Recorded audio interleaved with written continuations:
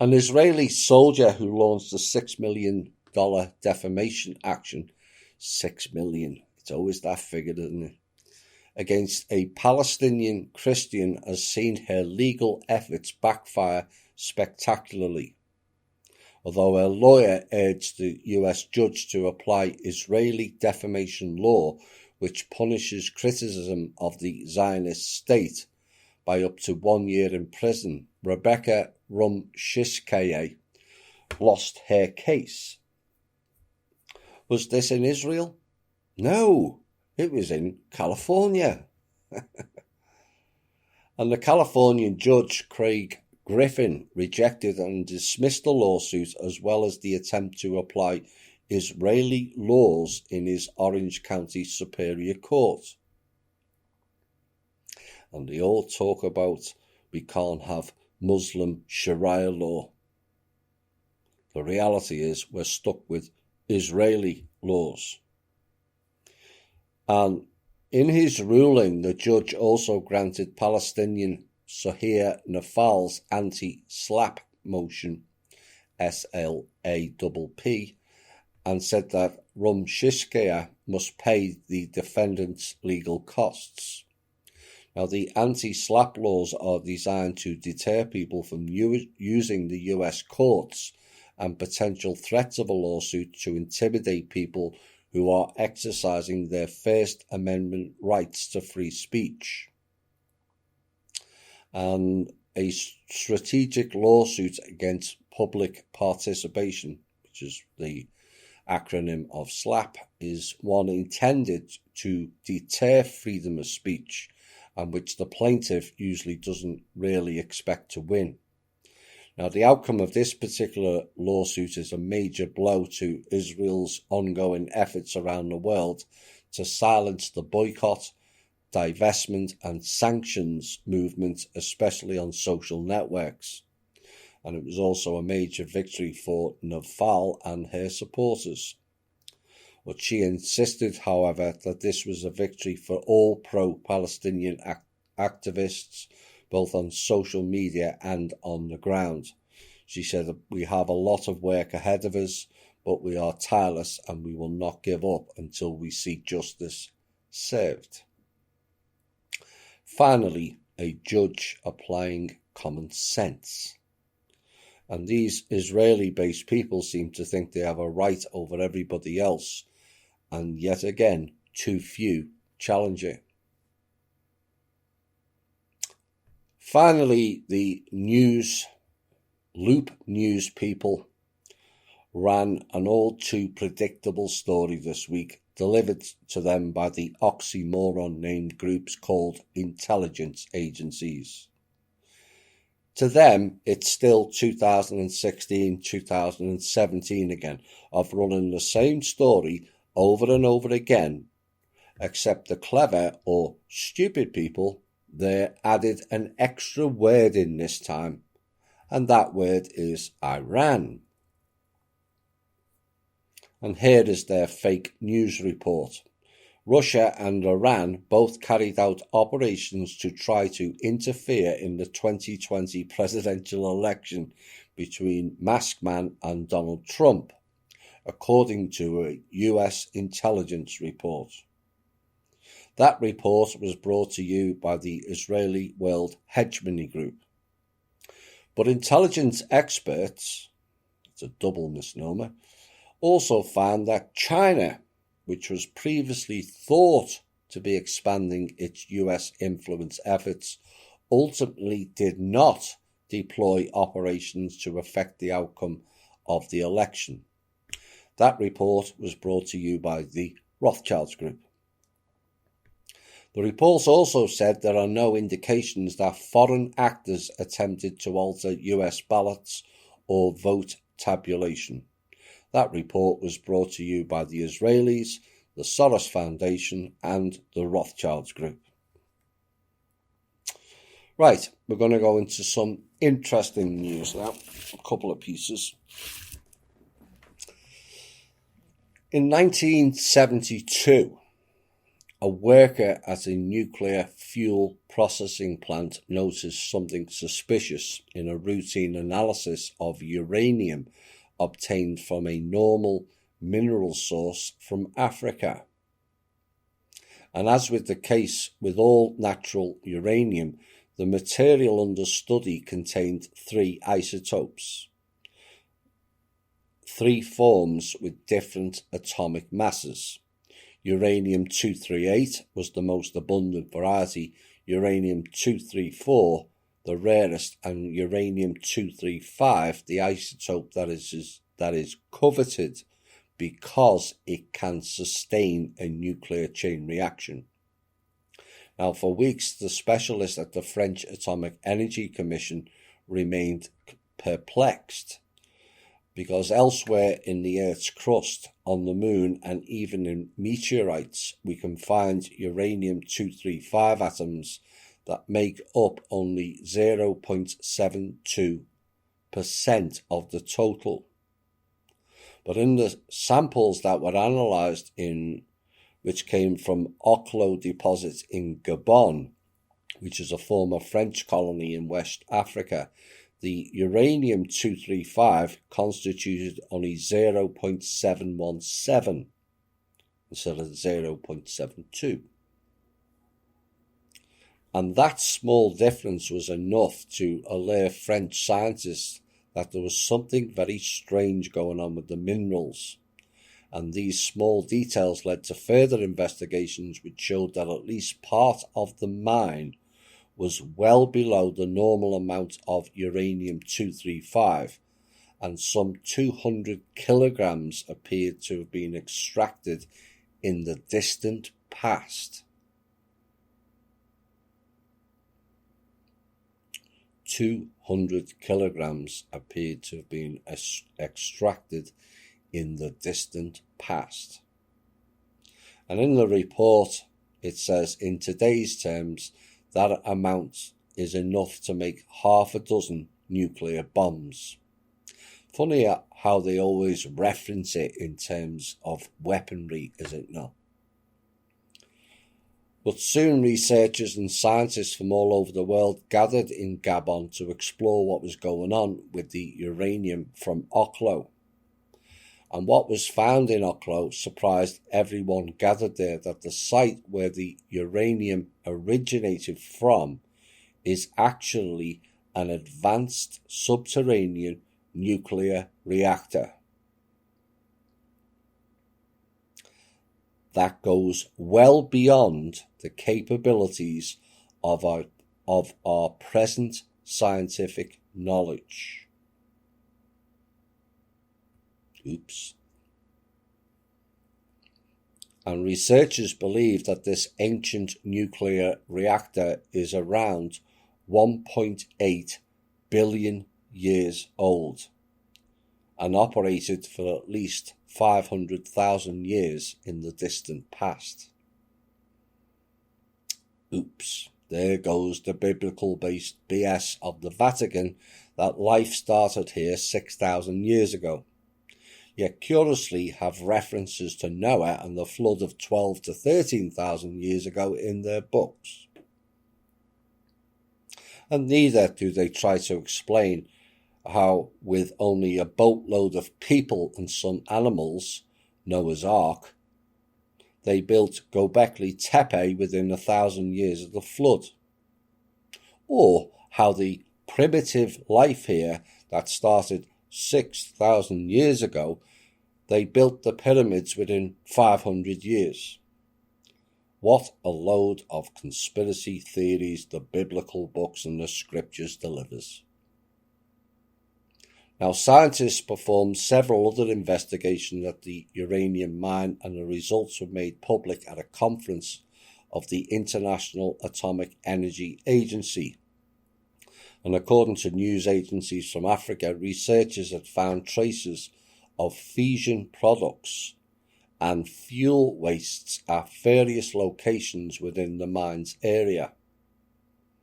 And incredibly, our modern-day nuclear reactors are really not compatible, both in design and functionality, with this huge mega reactor. And according to studies, this ancient nuclear reactor was several kilometers long. Now, what was interesting is for such a large nuclear reactor like this, the thermal impact on the environment surrounding the plant was limited to just 40 meters on all sides. 120 to 130 feet. Incredibly clever, them primitive beings, it seems, with their grass skirts and animal skin suits, spears and mud huts, yet can build nuclear reactors and pyramids. But bizarrely, they can't build themselves a decent home. Does that make any sense? And what researchers found even more astonishing are the radioactive wastes that have still not moved outside the limits of the site, as they have been held in place thanks to the geology of the area.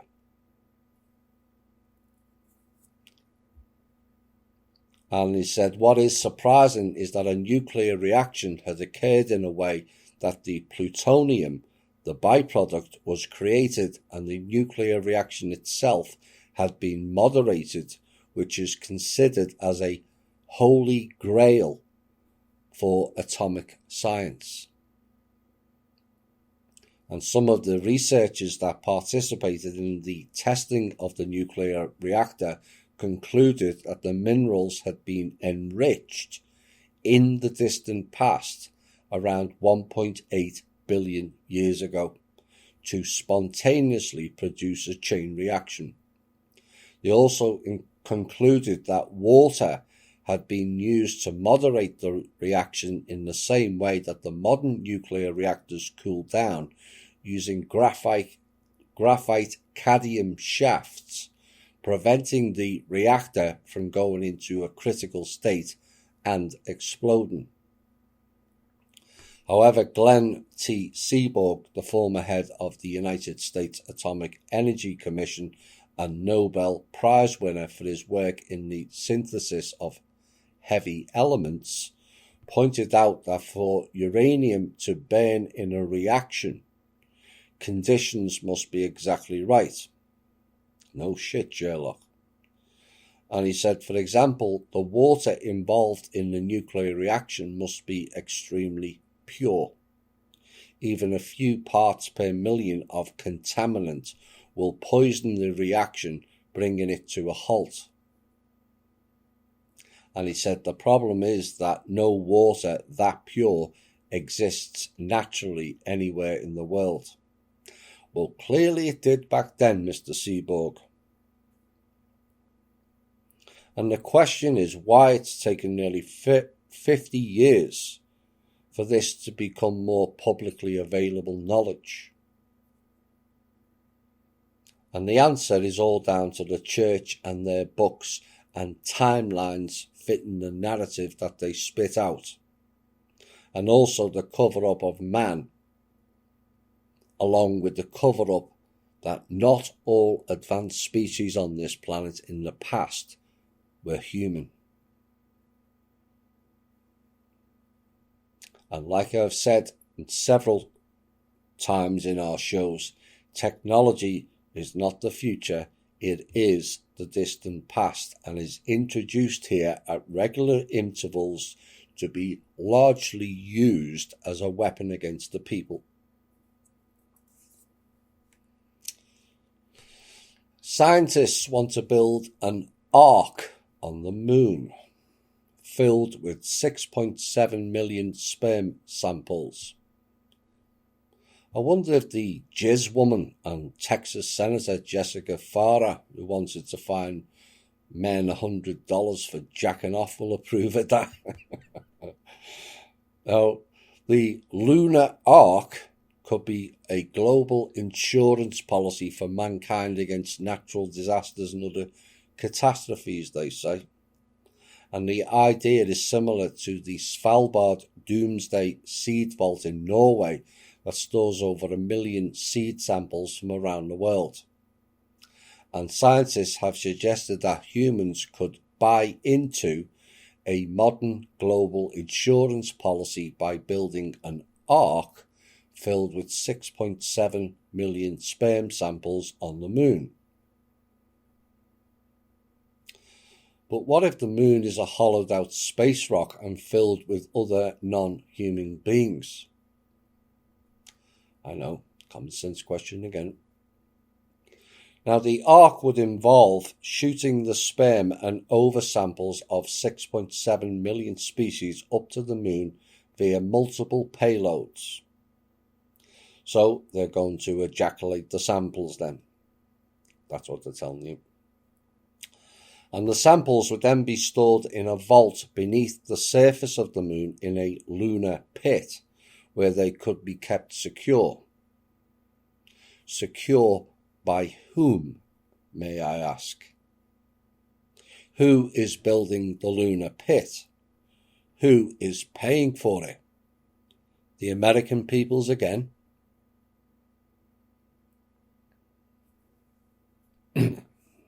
Now, the team of 6 researchers from the University of Arizona presented their idea at the Institute of Electrical and Electronics Engineers Aerospace Conference, where they said their proposal would protect mankind from extinction. And this lunar ark, the researchers said, could help the Earth repopulate if a catastrophic disaster such as a deadly epidemic, a supervolcanic eruption, a large-scale nuclear war, widespread drought, or an asteroid were to occur.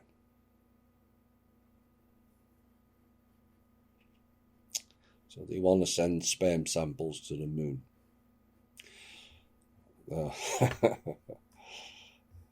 That's a whole new meaning to the song Fly Me to the Moon. Oh dear.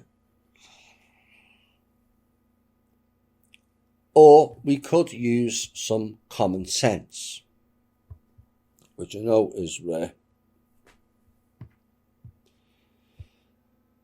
We could build an ark like they did in the past as a preventative measure for disasters. And it was called Noah's Ark. Except it wasn't Noah's, and it wasn't a ship on the oceans either. It was a spaceship in the sky.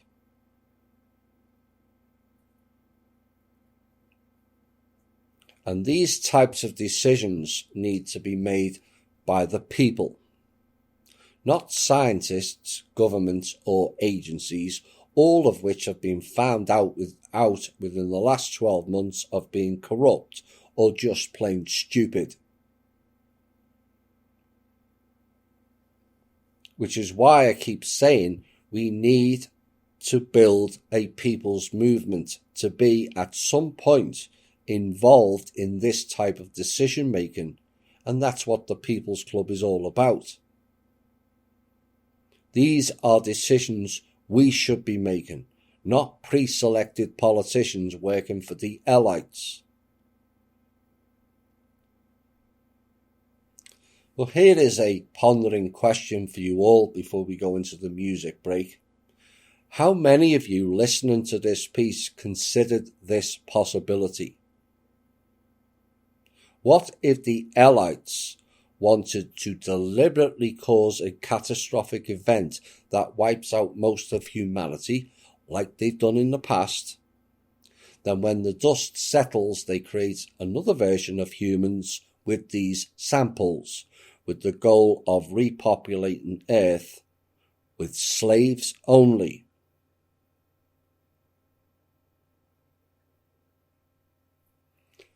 And if you ask the question, how would they get to and from Earth?